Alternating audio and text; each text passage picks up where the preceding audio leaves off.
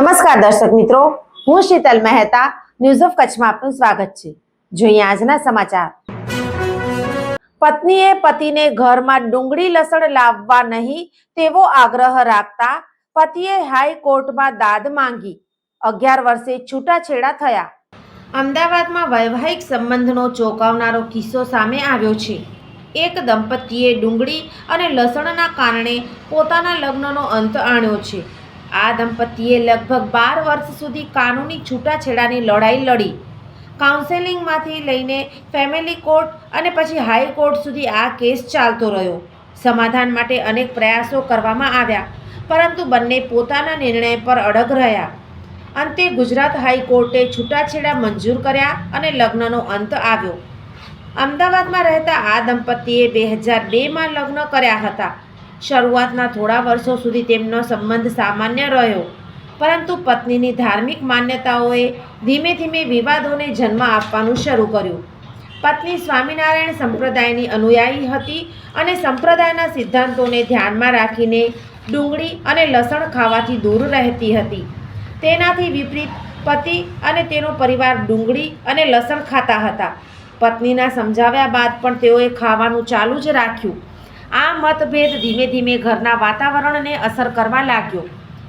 પ્રાપ્ત માહિતી અનુસાર પત્નીએ તેના પતિ અને સાસરિયાઓને ઘરમાં ડુંગળી અને લસણ ન લાવવા કહ્યું।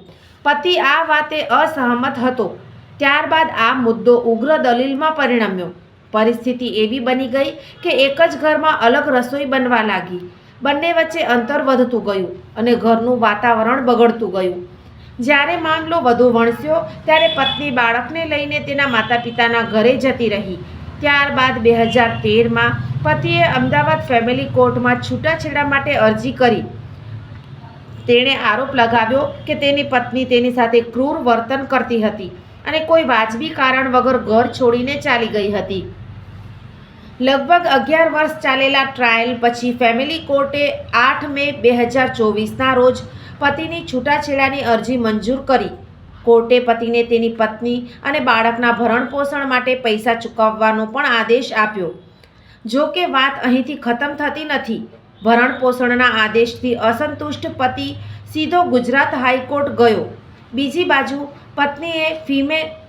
પત્નીએ ફેમિલી કોર્ટ દ્વારા આપવામાં આવેલા છૂટાછેડાના આદેશને પડકારતી હાઈકોર્ટમાં અપીલ દાખલ કરી। હાઈકોર્ટની સુનાવણી દરમિયાન પત્નીએ અદાલતમાં કહ્યું કે તેને હવે છૂટાછેડા સામે કોઈ વાંધો નથી અને તે લગ્નનો અંત લાવવા તૈયાર છે। જસ્ટિસ સંગીતા વિશેન અને નિશા ઠાકોરની બેન્ચે ત્યારબાદ ચુકાદો આપ્યો કે બંને પક્ષો છૂટાછેડા માટે સહમત થયા હોવાથી છૂટાછેડાના મુદ્દા પર વધુ વિચાર કરવાની જરૂર નથી। કોર્ટે ફેમિલી કોર્ટના નિર્ણયને સમર્થન આપ્યું, જેનાથી આ લાંબા સમયથી ચાલતા વિવાદનો અંત આવ્યો। દર્શક મિત્રો, આજે તારીખ 9 ડિસેમ્બર 2025 આ હતા આજના સમાચાર। આવતીકાલે ફરી મળીશું। ત્યાં સુધી મને રજા આપશો। નમસ્કાર।